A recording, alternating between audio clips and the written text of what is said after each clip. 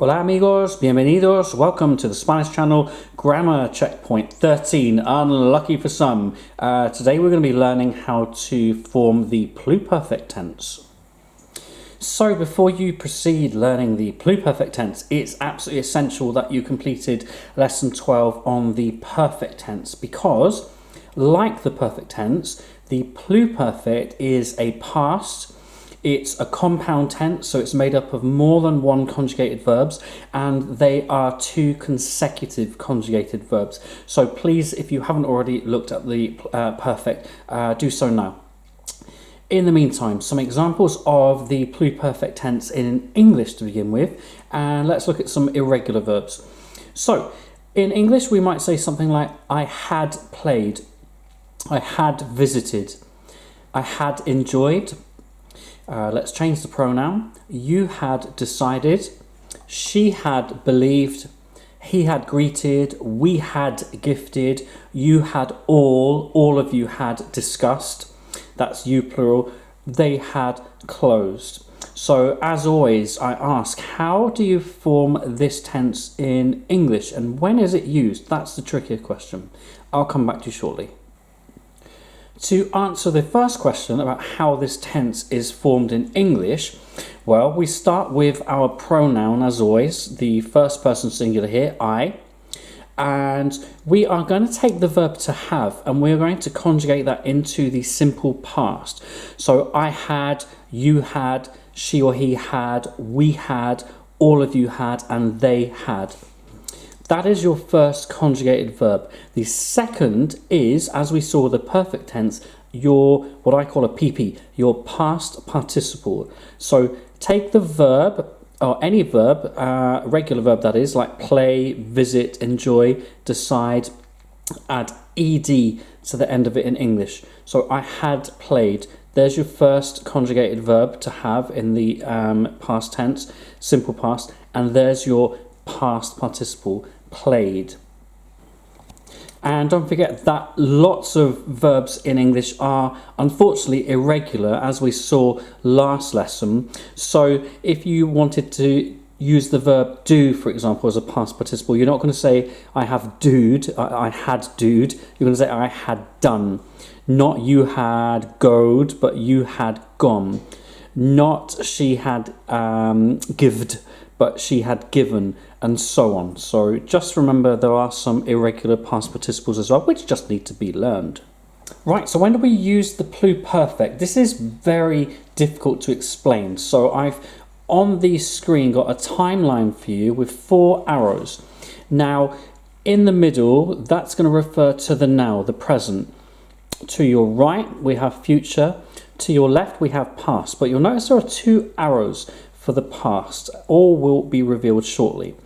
Read through this sentence with me. So yesterday I realized that I had left my phone on the coach. So today I need to contact the agency. I will call after work.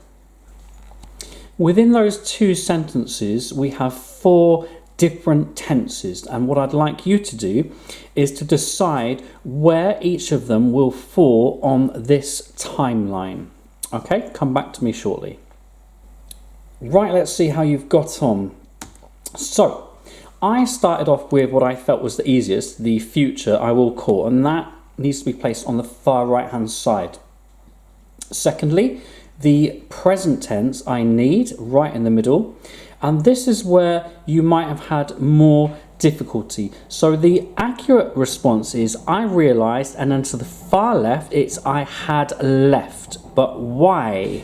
But how do you know where to place I had left versus I realized on this timeline? Well, you had left your phone on the coach in the past, and you left it there before you realized that you had left it there. So actually, that is further back in the past, having left it there, than realizing it. Yet both things happened in the past. In the same way, you might say something like, this morning I remembered that I had dropped my telephone in the toilet yesterday and therefore I need to go to the shops to buy another one. So you've got two past tenses. One is more immediate than the other. Now, since you will know how to form the perfect tense in Spanish, I hope that forming the pluperfect is not going to be too troublesome. So, here is our conjugation grid, as always. We have our pronouns, as always, I, you, she, he, the polite version of you, we, all of you, and they. Now, our first conjugated verb, again, comes from haber, which means to have, but we tend to use that only when we have two conjugated verbs next to each other. And the conjugation for I had, you had, she had, and so on is right here for you. Había, habías, había, habíamos, habíais, habían. And then, of course, we need our past participle, exactly like we did when we formed the perfect tense. Now, remember, AR verbs, for example, to leave something somewhere, dejar, AR verb, we take off the AR and we add ado, meaning now left. Dar, to give, DAR, take off the AR, add ado, dado, given. Llegar, to arrive, again, AR verb, take off the AR, add ado, arrived. Ir, to go, is an IR verb, very odd, but you take away the IR, you're left with nothing, and you need to then write ido. IR verbs become ido. So, gone, I had gone. Vivir, to live, IR verb, remove the IR, replace with ido. Había vivido, I had lived. And finally, disminuir, to diminish, take off the IR, add ido. I had diminished. Don't forget, with an ER verb, you remove the ER and replace that also with ido, I-D-O.